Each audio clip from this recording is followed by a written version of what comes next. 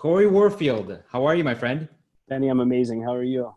I'm good, man. I'm good. I'm really glad that you joined because I always tell people you're the only person that I know who is a founder and a LinkedIn influencer. I don't think I've ever met anybody as more connected on LinkedIn than you.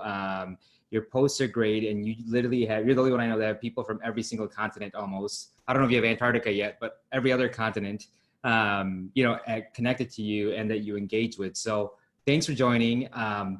Really quick, if you want to just give a quick background of yourself, that'd be great. So I'm gonna go back before the background quickly. Benny, every time I talk to you, you change my life. You're one of the only people that do that. I didn't realize until right now that I might not have a connection on Antarctica, and I need to change that because I have aspirations to get underneath it. There's a lot of evidence to suggest that used to be a continent in a slightly different place that wasn't under ice, and people think it might have been Atlantis. And I'm just so fascinated. And if I don't have a connection on Antarctica, I'm going to make it happen. So thanks for that. There My you name's go. Cory Warfield. I'm here in Chicago as a local tech founder and mentor, founder and chief visionary officer at Shedwool Scheduling.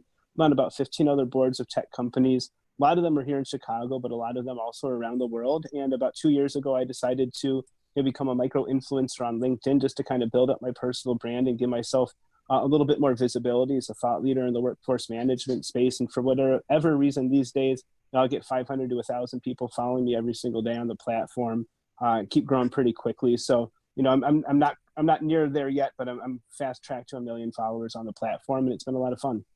That's awesome. So, every time we talk, our conversations are always good. It's always about what's going on in the world, about, our ideas on what we can do to make the world and our communities better. So tell me a little bit talk to me a little bit about your mentality around LinkedIn and how you build relationships, but I really want you to hit on your international LinkedIn presence and how that got started. Maybe tell some short stories around that. Yeah.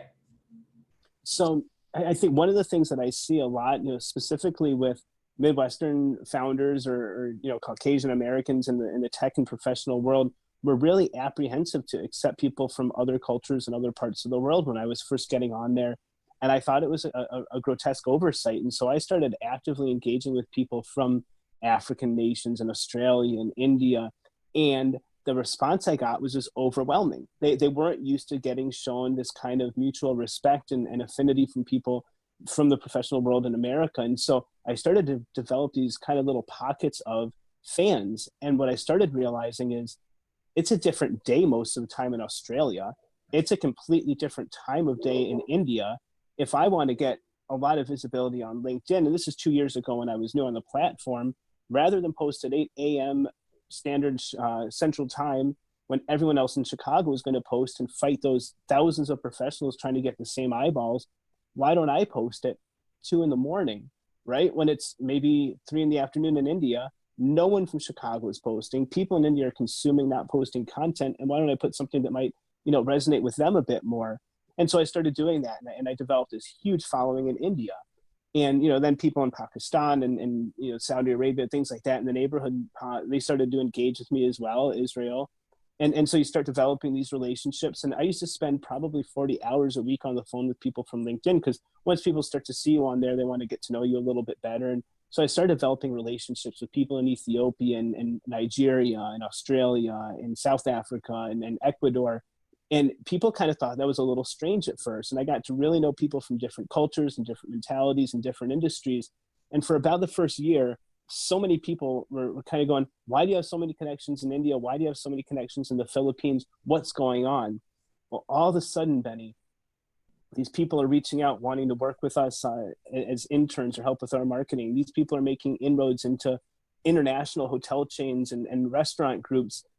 Right, I've got a great friend, but who's very influential in Saudi Arabia. He's put us onto two of our biggest opportunities here in the States because his family does business with them. So all of my American counterparts that are saying we're not reaching out to people that we can't walk and have a coffee with, they're not only becoming friends and showing me huge support, but actually we've raised some capital from people as well that from around the world that have become fans of what we're doing at Shedwool. So I think just opening that perspective has been really powerful for me. And now I've taken so much PR in countries that are starting to adopt our software as well. So it's been really just net positive.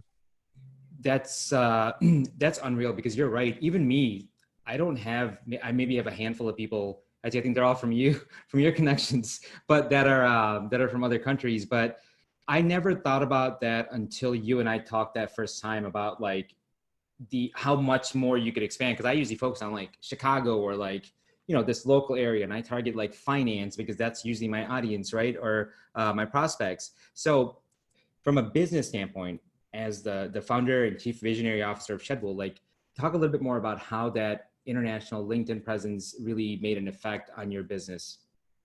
Yeah, so there's a company I'm a huge fan of out of Australia called WorkApp. The founder saw what I was doing on LinkedIn, said someone like you on LinkedIn, Cory, could really help make a name for us around the world. We'd love to have you as a shareholder, and we'd love to promote your app on the websites. Now people around the world are seeing and hearing about Shedwool Daily on WorkApp, which I'm a huge fan of. That came from my LinkedIn and international presence there alone. I've got someone in the UK. She's working on a holistic wellness app. She's looking to get some adoption. We've got thousands of users. We're going to embed that in our ecosystem. It touches things like breathing techniques and meditation, and anything that you can think of around well-being, mindfulness, and that's a value add to our users that we're getting from someone in another part of the country. So I think just putting myself out there, talking to people, to your point, if you're only talking to and trying to target finance people in Chicago, they're sick of everyone else that's targeting the finance people in Chicago. If you target a baker in New Delhi, they might know someone in the finance world in Chicago, and when they reach out and say, "Hey, I know this guy in Chicago in your space, you need to check him out," that social proof and that kind of point of entry is just so much different than you take an attack that they're probably defensive against otherwise. So then, okay, you brought up a good point because you're right. I don't go after out of country because like I'm focused on my prospects and my territory and all that stuff, right? And I work for a company doing sales and business development and lead a team. Now you are a founder of a company. I mean, you have a lot on your plate, from raising money to generating revenue, taking care of your employees. You hired everyone on your board basically, right? And so how do you have time? Because it takes time on LinkedIn. Like you have to be active and you have to make commitments. So how do you make that? How do you prioritize your time, and how the heck do you do it? So I worked the first 3 years of Shedwool about 100 hours a week. I didn't take one day off for those 3 years. So in that 100 hours a week, I'd say probably half of that time is spent on LinkedIn building my social capital there. So I don't know that there are any shortcuts other than that. I put a huge amount of time into it, and now I can kind Like of rest 50 on hours a week?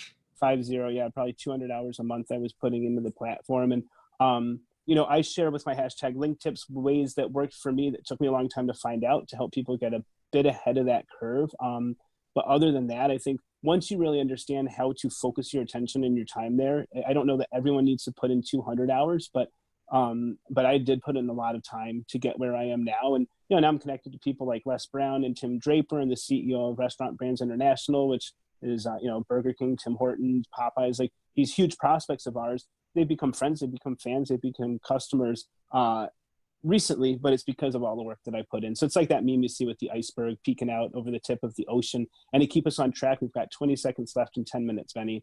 Time flies when I'm talking to you. That's awesome. Yeah, I mean, we could probably keep this going for a couple hours, but really appreciate your time, man. Really appreciate your friendship and all the advice that you've given.